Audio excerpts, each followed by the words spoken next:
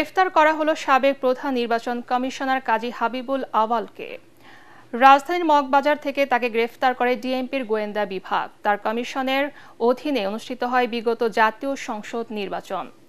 2024 সালের 7 জানুয়ারির ওই বিতর্কিত নির্বাচন পরিচিতি পায় ডামি নির্বাচন হিসেবে। ছাত্র জনতার গণ অভ্যুত্থানের মাসখানেক পর পদত্যাগ করে কাজী হাবিবুল আওয়াল কমিশন। বিস্তারিত জানাচ্ছেন ইকরামুল হক সায়েম। ভোটারের উপস্থিতি কম কি বেশি সেগুলো আমি কিছুই জানি না, আমি এসে আমার ভোটটা দিয়ে গেছি, এতটুকুই জানি। 2024 সালের 7 জানুয়ারি দ্বাদশ জাতীয় সংসদ নির্বাচনের দিন ভোট কেন্দ্রে গিয়ে এমন অভিব্যক্তি প্রকাশ করেন সে সময়ের সিএসি কাজী হাবিবুল আওয়াল।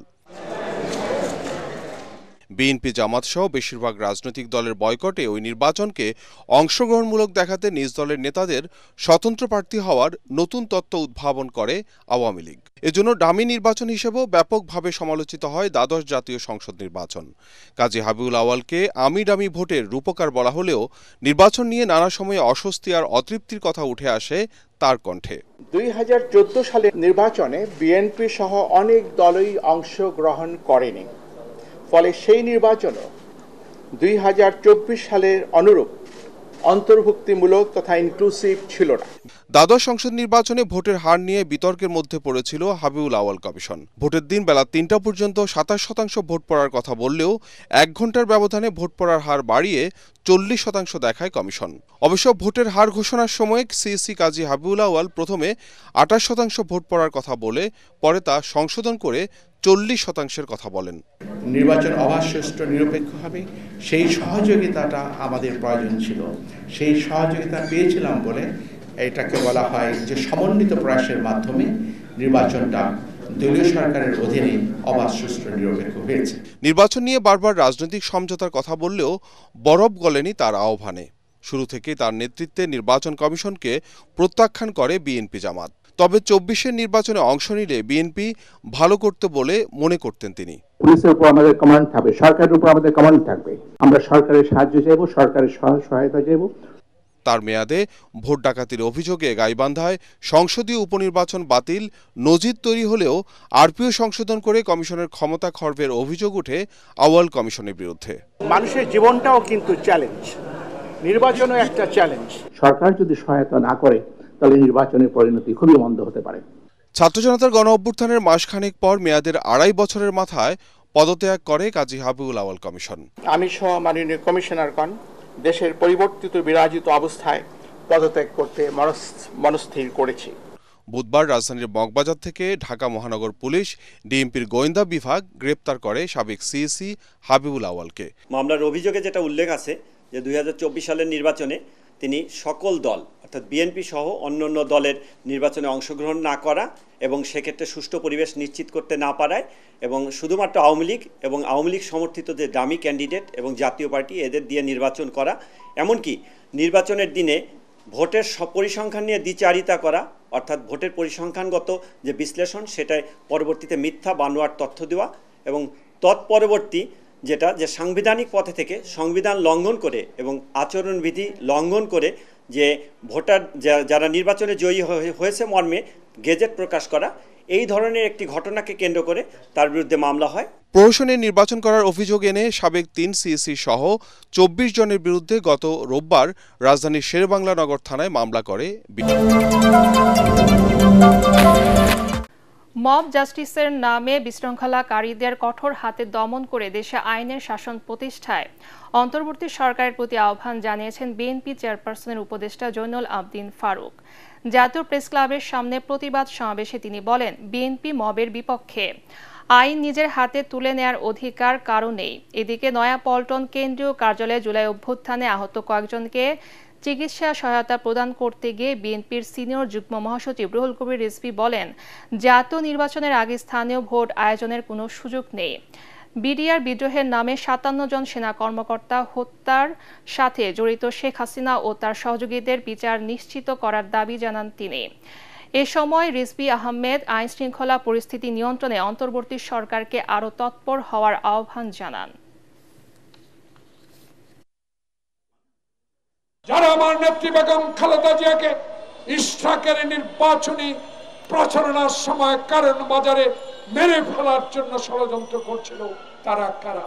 এই মব রানী, মাস্টার মাইন্ডের রানী শেখ হাসিনা সেদিন কর্ণপাত করে।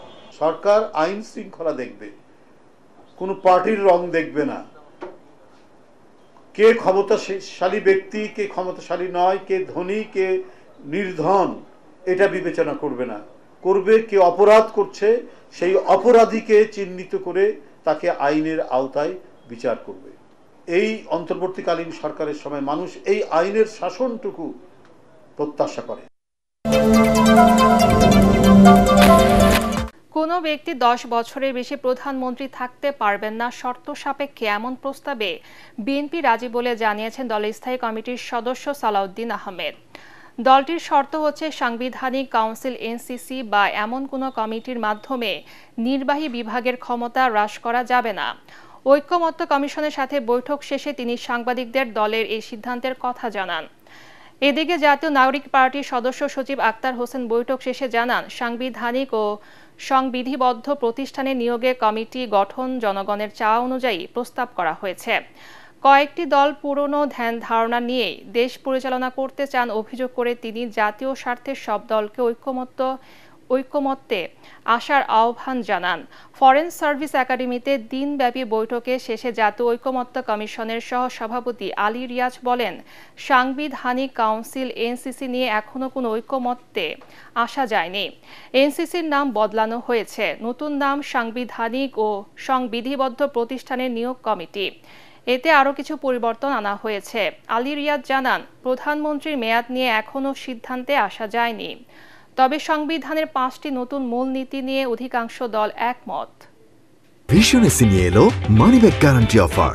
1 মাস ব্যবহার করে সন্তুষ্ট না হলে সম্পূর্ণ টাকা ফেরত। 10 বছরের বেশি কোনো ব্যক্তি প্রধানমন্ত্রী থাকতে পারবেন না, এই বিষয়ে আমরা একমত। তবে এই জাতীয় সংস্থাগুলো এনসিসি বা সাংবিধানিক নিয়োগ কমিটি, এই জাতীয় সংস্থাগুলো যদি দিয়ে নির্বাহী বিভাগের সমস্ত কর্মকাণ্ডকে সমস্ত জায়গায় ইন্টারফেয়ার করার যেখানে সম্ভাবনা থাকে এগুলো করা হয়, তাহলে আমরা সেই প্রস্তাবটা গ্রহণ করতে পারবো না।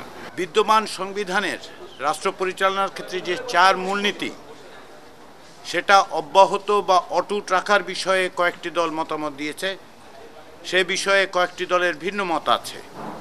ফলে এখন পর্যন্ত এই বিষয়ে কোনো ঐক্যমত্য তৈরি হয়নি। তবে সাম্য, মানবিক মর্যাদা, সামাজিক সুবিচার, গণতন্ত্র, ধর্মীয় স্বাধীনতা, সম্প্রীতি এবং পক্ষপাতিত্বহীনতা, এই 5টি বিষয়ে উল্লেখ থাকার বিষয়ে অধিকাংশ দলের সমর্থন রয়েছে।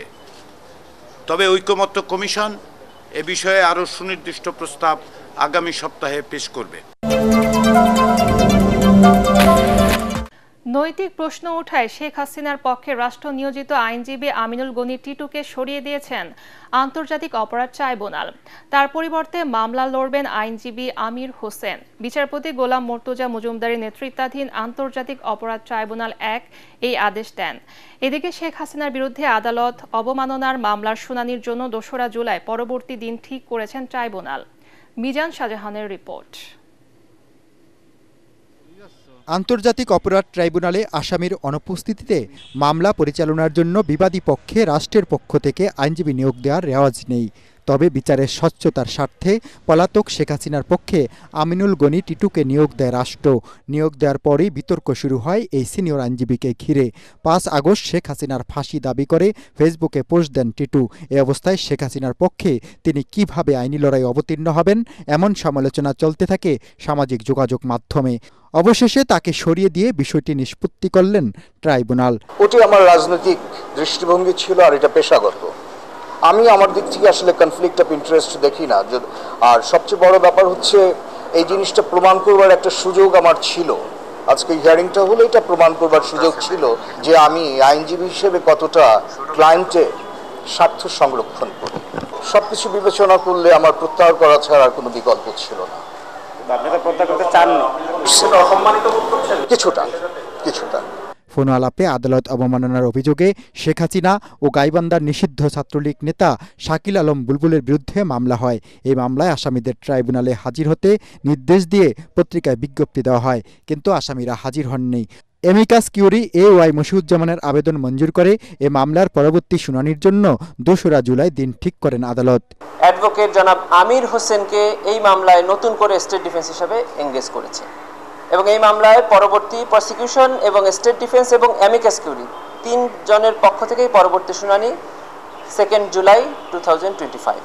পত্রিকায় বিজ্ঞপ্তি দেওয়ার পরও শেখ হাসিনা ও গাইবান্ধার অপর অভিযুক্ত শাকিল আলম বুলবুল হাজির না হয় আসামিদের সাজা হবে বলে আশা করছে প্রসিকিউশন। আদালত অবমাননার অভিযোগ প্রমাণিত হলে আসামিদের 1 বছর কারাদণ্ড ও 5,000 টাকা জরিমানা হতে পারে। প্লাস্টিক ব্যবস্থাপনা ঠিক না থাকায় দেশের জীববৈচিত্র্য ধ্বংসের মুখে বলে জানিয়েছেন প্রধান উপদেষ্টা ডক্টর মোহাম্মদ ইউনূস। বিশ্ব পরিবেশ দিবস ও জাতীয় বৃক্ষ মেলার উদ্বোধন উপলক্ষে বাংলাদেশ চীন মৈত্রী আন্তর্জাতিক সম্মেলন কেন্দ্রে আলোচনা সভায় তিনি কথা বলেন। প্লাস্টিকের ধ্বংসাত্মক প্রভাব থেকে বাঁচতে জীবনধারা পরিবর্তনের তাগিদ দেন প্রধান উপদেষ্টা। পরিবেশ রক্ষায় ওয়ান টাইম প্লাস্টিক বর্জনের আহ্বান জানান তিনি। আরও জানাচ্ছেন ইয়াসিন রানা। সম্মানিত শ্রোতৃবৃন্দ, বিশ্ব পরিবেশ দিবস উপলক্ষে জাতীয় বৃক্ষরোপণ অভিযান ও বৃক্ষমেলার এই আয়োজন বাংলাদেশ চীন মৈত্রী আন্তর্জাতিক সম্মেলন কেন্দ্রে। অনুষ্ঠানে 31 প্রতিষ্ঠান ও ব্যক্তিকে পুরস্কৃত করা হয়। আমি পরিবেশ মেলা, বৃক্ষ মেলা ও বৃক্ষরোপণ অভিযান 2025-এর শুভ উদ্বোধন ঘোষণা করছি। উদ্বোধনী বক্তব্যে প্রধান উপদেষ্টা বলেন, প্লাস্টিকের জন্ম আছে কিন্তু ধ্বংস নেই। এতে নদ নদী জলাশয় নষ্ট হয়ে জীববৈচিত্র্য ধ্বংস হয়ে যাচ্ছে। বর্তমানে মাইক্রোপ্লাস্টিক নিয়ে শিশু জন্ম নিচ্ছে বলেও জানান প্রধান উপদেষ্টা। প্লাস্টিক এমন জিনিসে দাঁড়িয়ে গেছে যে ক্রমাগত হুঙ্কার দিচ্ছে, হয় আমরা থাকবো না হয় তোমরা থাকবে। আমাদের দেশেই নদী নালা, খাল বিল, কৃষি জমি, গ্রাম ও নগরের আনাচে কানাচে পলিথিন আর প্লাস্টিকের ছড়াছড়ি। কোনো কোনো নদীর নিচে তলদেশে 7-8 ফুট প্লাস্টিকের আস্তরণ পড়ে গেছে। আমরা যদি আমাদের লাইফস্টাইল পরিবর্তন না করি, এই যুদ্ধে সামগ্রিকভাবে মানুষের পরাজয় অবধারিত, এর থেকে মুক্তি নাই। পরিবেশ রক্ষা নিজের নয় বরং সরকারের দায়িত্ব বলে নাগরিকরা এর দায় এড়িয়ে যান বলে মনে করেন প্রধান উপদেষ্টা ডক্টর মোহাম্মদ ইউনূস। পরিবেশের দায়িত্ব সরকারের উপরে তুলে দিয়ে নাগরিকরা পায়ের উপর পা তুলে নিজেদেরকে নির্ভর মনে করলে তবে পরিবেশের আর রক্ষা নাই। পরিবেশের প্রথম সবক হচ্ছে আমার পরিবেশ আমাকে রক্ষা করতে হবে, আর কেউ এসে রক্ষা করে দিয়ে যাবে না। পরিবেশ রক্ষায় ওয়ান টাইম প্লাস্টিক বর্জনের আহ্বান জানান তিনি। প্রয়োজনে সপ্তাহে 1 দিন প্লাস্টিক ব্যবহার না করার অভ্যাস গড়ে তোলার পরামর্শ তার। প্লাস্টিক দূষণ কমিয়ে আনার অন্যতম উপায় হলো যতটা সম্ভব এটা বর্জন করা। গোড়াতে যদি আমরা উৎপাদনটাই বন্ধ করতে পারি তাহলে আর বর্জনের প্রশ্ন আমাদের আর থাকে না। আমি দেশের সকল নাগরিকের প্রতি ওয়ান টাইম প্লাস্টিক পণ্য ব্যবহার বন্ধ করে দেওয়ার জন্য আবেদন করছি। পরিবেশ রক্ষায় প্লাস্টিক বর্জনে তরুণদের আরও সক্রিয় এবং সব নাগরিককে সচেতনতার আহ্বান জানান প্রধান উপদেষ্টা। যারা বয়সের যত তরুণ তারা তত সিরিয়াসলি বিষয়টাকে দেখে। আমরা যারা বয়স্ক হয়ে গেছি আমাদের কোনো গ্রাহ্য হয় না। অনুষ্ঠান শেষে একটি সোনালু গাছ লাগিয়ে বৃক্ষরোপণ অভিযানের উদ্বোধন করেন ডক্টর মোহাম্মদ ইউনূস।